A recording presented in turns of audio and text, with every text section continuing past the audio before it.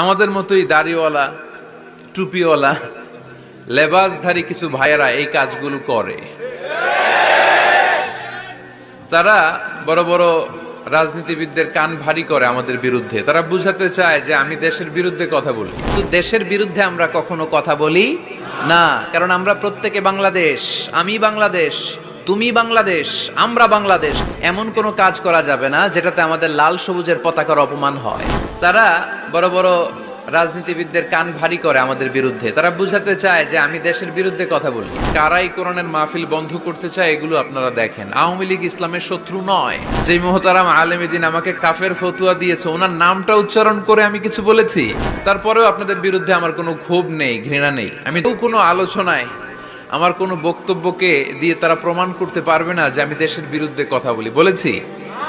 বর্তমানে আওয়ামী লীগ সরকার ক্ষমতায়, তাদের যত ভালো ভালো দিক আছে আমি সেটাও বলবো।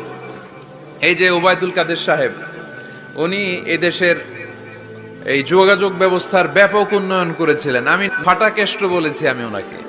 যেই জেলায় যেই চেয়ারম্যান, যেই এমপি ভালো কাজ করে আমি তাদের প্রশংসা করি। আর কেউ যদি অন্যায় করে সেটার বিরুদ্ধে বলার অধিকার আমাদের আছে না নাই? মাননীয় প্রধানমন্ত্রী উনি আমার মায়ের বয়সের, ঠিক কিনা?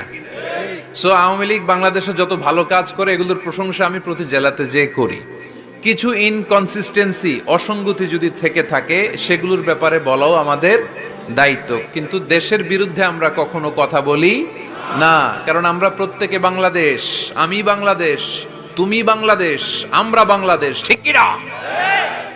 বরং বাংলাদেশের বিরুদ্ধে যারা কথা বলে, বাংলাদেশের অর্থনীতি যেখানে বিপন্ন আমি সেখানে কথা বলি। আমাদের গার্মেন্টস শিল্প কেন ধ্বংস হবে? আমাদের পাট শিল্প কেন ধ্বংস হবে? এই যে আমরা চিংড়ি রপ্তানি করছি, চিংড়ির ভিতরে পাথর ঢুকাইয়া সুইজারল্যান্ডে পাঠায়। ওইখানে অডিট কমিটি পাইছে বাংলাদেশ থেকে আসা চিংড়ির ভিতরে পাথর, এরা চুক্তি ক্যান্সেল করে দিয়েছে। আমরা এগুলোর বিরুদ্ধে কথা বলি। আমরা চাই না বাংলাদেশের ইমেজ বাইরে নষ্ট হোক। শুধু দেশ